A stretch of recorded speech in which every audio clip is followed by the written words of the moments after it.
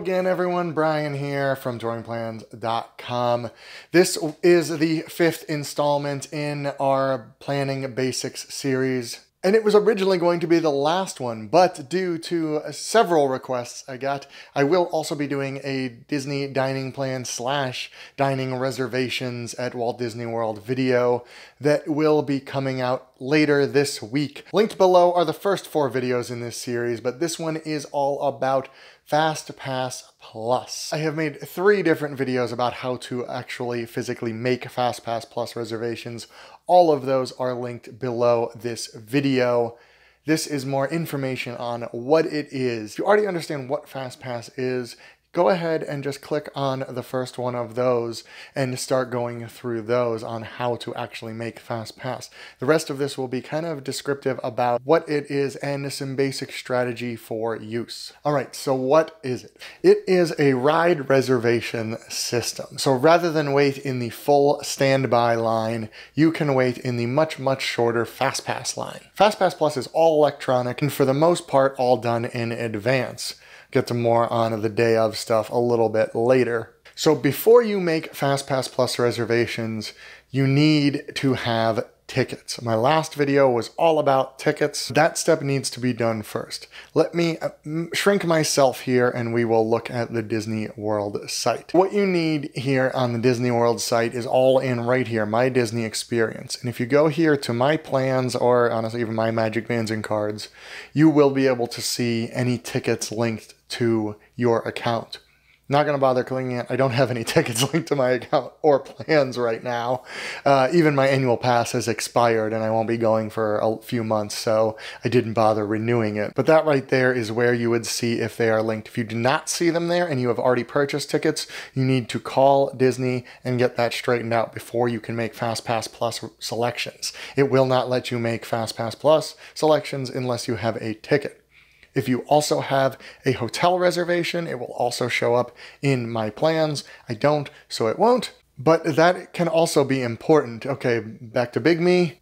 The reason the hotel is important is because there are 2 different levels of FastPass Plus reservations. 60 days before your vacation, you are allowed to make FastPass Plus selections if you are a Disney Resort Hotel guest. You are staying on property in one of the Disney hotels. If you are not staying in a Disney hotel, but do have tickets or an annual pass or any sort of ticket media, you are allowed to make FastPass Plus selections 30 days in advance. And yes, that means that 2 months away from your vacation, you already have to know what parks you are visiting, what rides you might want to go on. It's a lot. This is where a site, say, TouringPlans.com, can help you quite a bit. Our crowd calendar is great for deciding which parks to go to. Our touring plans can help a lot in shaping your day to figure out which rides are the best ones to use FastPass Plus. Other great resources are some of my map strategy videos that I will link to both below and at the end of this video. I will plug them further because I really like doing those. Another good thing to know is that the FastPass windows open at 7 a.m. Eastern Time each day. So if your trip starts 60 days from Saturday, you can start making FastPass Plus selections at 7 a.m. Eastern Time Saturday morning. Another advantage of staying in a Disney hotel is the +10 rule. So let's say your trip starts 60 days from Saturday. If you have a Disney hotel reservation on Saturday, you'll be allowed to make FastPass Plus selections for your entire trip, even though the later days of those trips are now more than 60 days away. If you are not staying at a Disney hotel, you have to do it day by day. So every day you would have to get up by 7 a.m. Eastern and make those selections. Of course, at the 30-day mark, if you are not staying at a Disney hotel, there will be fewer things available. They're really hard to get attractions. Frozen Ever After, Avatar, Flight of Passage in Animal Kingdom, Seven Dwarfs Mine Train in Magic Kingdom. There might not not be anything available for those attractions at 30 days. In fact, things like Flight of Passage are hard to get even at the 60-day mark. So the rules as far as making FastPasses: when you are making them in advance from your house 60 days or 30 days before your trip, you are allowed to make up to 3 reservations per day via FastPass Plus. All 3 of those selections must be made in the same park. You cannot make 2 in the Magic Kingdom and 1 at Epcot within the same day. The system won't allow it. Now, you don't have to make 3 selections. You can make 1 or 2. 3 is the maximum. Now, this is also complicated by the tiering structures they have at 3 of the Disney parks. Epcot, Hollywood Studios, and Animal Kingdom all have FastPass tiers or groups or categories. Depending on where you're looking, they will be called different things. But the result is the same.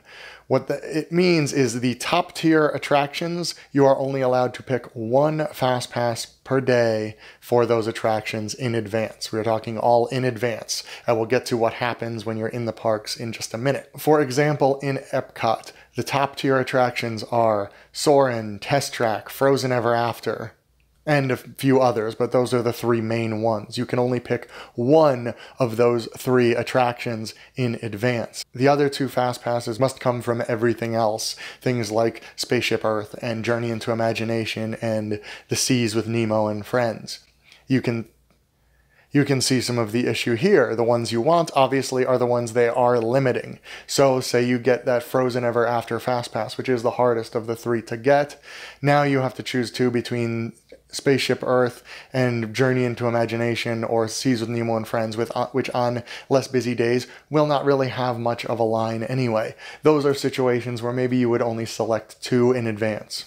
But now it is time to talk about what happens when you are in the park. No matter how many FastPasses you make in advance, 1, 2, or 3, as soon as you are done using that number of FastPasses, you are allowed to make more FastPasses when you are in the park.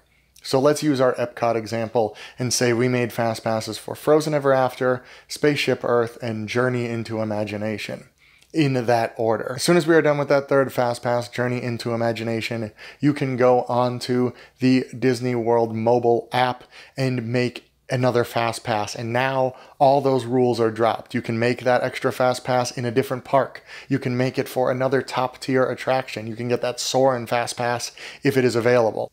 Obviously, day of availability is for the big attractions, but they do pop up every once in a while. There are also kiosks available within each park that you can go to and make the FastPass Plus selections there. Obviously, that is a little bit more time consuming because you have to physically go to the area to do it. And once you get that extra FastPass that day and use that one, you can go ahead and get another one and keep going as long as you're in the parks and FastPasses are available. So that brings us to strategies. Now, since you can continue to get extra FastPasses throughout the day, we recommend getting the FastPasses early in the day. The FastPass window is 1 hour. So if you get a Flight of Passage FastPass that begins at 9 a.m., you can use it anytime between 9 a.m. and 10 a.m. And there is a little bit of a buffer zone. You have up until 15 minutes after that time, or you can come as much as 5 minutes early. So if you have that 9 a.m. to 10 a.m. FastPass, you can actually use it anytime between 8:55 a.m. and 10:15 a.m. So if you get that early FastPass, a lot of times what we recommend is going towards the later end, because that hour first thing in the morning is good for waiting in standby queues because they are shorter. And then when it gets close to 10, that's when you use your first FastPass. You are not allowed to overlap FastPasses. So if you get a Flight of Passage FastPass from 9 a.m. to 10 a.m., you cannot start another FastPass until 10 a.m. So the earliest in the day you can get FastPasses in most cases would be 9 a.m., 10 a.m., 11 a.m. But if you can't get those early morning ones, especially those big attractions that I mentioned or any of the really busy attractions, just take a FastPass when you can get it. And that is basically it. That is the quick overview. Like I said, there is much more in the videos below Also popping up right here are some of my strategy videos. The ones I do with the maps. The Magic Kingdom and Animal Kingdom ones are the most popular, but I also have them for Hollywood Studios, for Epcot, for the Universal Parks, for Disneyland, and I use the map to show how to tour. We talk about the best fast passes to get, all that stuff. It is getting real deep in the strategy. Go ahead and check those out as your next step. Good luck with those fast passes, and be excellent to each other.